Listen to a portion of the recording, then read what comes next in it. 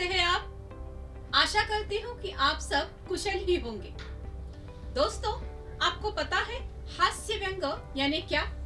हास्य व्यंग यानी ऐसी चीज जिसमें हम दूसरों के दोष तो बताते हैं, लेकिन इस तरीके से कि सामने वाले को अपने दोष तो पता चले लेकिन उसे गुस्सा भी न आए, यानी हंसते हंसते किसी को उसके दोष दिखाना यानी हास्य व्यंग। तो चलिए आज यही हास्य व्यंग की एक कहानी हम पढ़ते हैं।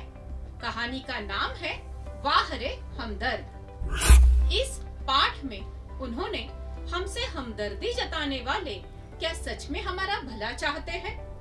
जब हम बीमार पड़ते हैं तो हमें अस्पताल में मिलने के लिए या हमें घर पर मिलने के लिए बहुत सारे दोस्त या रिश्तेदार आते हैं, लेकिन इसमें हमदर्दी कम और औपचारिकता ज्यादा रहती है।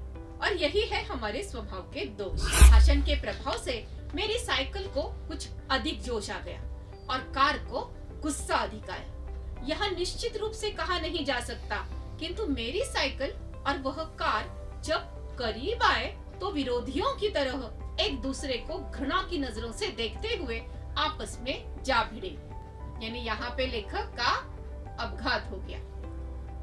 मैंने खामखा पूंजीवादी और समाजवाद के झगड़े में अपनी टांग अड़ाई, फलस्वरूप मेरी टांग टूट गई। दुर्घटना के बाद आज भी इंसानियत कायम है, यह सिद्ध करने के लिए कुछ लोग मेरी तरफ बढ़े। आंख खुली तो मैंने अपने आप को एक बिस्तर पर पाया। इर्द गिर्द कुछ परिचित अपरिचित चेहरे खड़े थे। आंख खुलते ही उनके चेहरों पर उत्सुकता की लहर दौड़ गई। मैंने कराहते हुए पूछा, मैं कहाँ हूँ? अब देखिए दोस्तों, ये जो सवाल है वो हम हिंदी फिल्मों में अच्छी तरह से जानते हैं, हमेशा होता ही है। तो लेखक ने यही सवाल दोहराया है जिससे एक हंसी उत्पन्न होती है।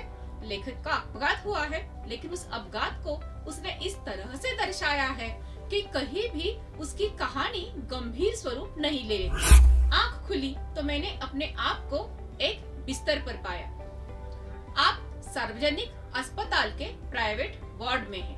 आपका एक्सीडेंट हो गया था, सिर्फ पैर का फ्रैक्चर हुआ है, अब घबराने की कोई बात नहीं है। एक चेहरा इतनी तेजी से जवाब देता है, लगता है मेरे होश आने तक वह इसीलिए रुका था। अब जिन लोगों ने लेखक को अस्पताल पहुंचाया है, वे लोग उसके होश में आने का इंतजार करते हुए वही रुके हुए हैं। अब मैं रोज ईश्वर से प्रार्थना करता हूँ कि हे ईश्वर, अगर मुझे मेरी दूसरी टांग भी तोड़नी हो तो जरूर तोड़, मगर कृपा कर उस जगह तोड़ना जहाँ पर मेरा कोई भी परिचित न हो, क्योंकि बड़े बेदर्द होते हैं ये हमदर्दी जताने वाले। दोस्तों, इस तरह हमदर्दी जताने वाले सभी लोग सच में हमारे हमदर्द नहीं होते, और हमारी बीमारी से ये पता चलता है कि सच में हमारे हमदर्द कौन है और कौन है जो सच में हमें सिर्फ परेशान करते रहते हैं। तो दोस्तों,